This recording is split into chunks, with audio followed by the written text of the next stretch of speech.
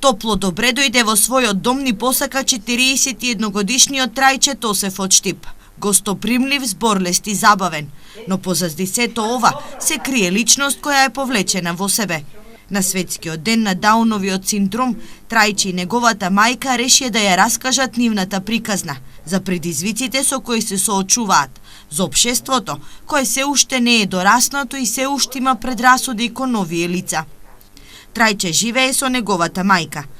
До сега нема ниту еден ден работен стаж. Обожава да чита и пишува, но и да помага на својата мајка, која околу 90% од видот го има изгубено. Најмногу сакаш да читаш, така ли? Да. Што читаш? Јас има една книга прекрасни од Исус.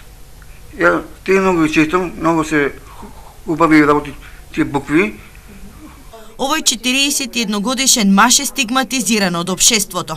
Наместо луѓето да го прифатат таков каков што е, честопати поради својот синдром, тој е исмејуван од средината. Со исмејување.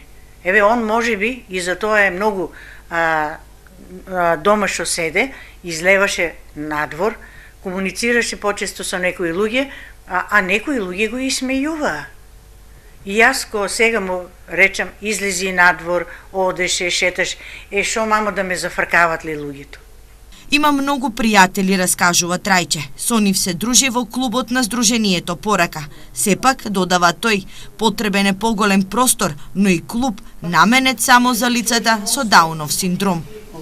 Сакам да има отворен нов простор, не треба тај шопинг понко, сакаме нов голем клуб простор.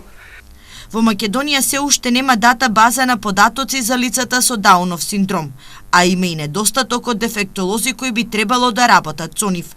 Инаку Дауновиот синдром не е болест, туку појава која се јавува како резултат на промена на хромозомската структура.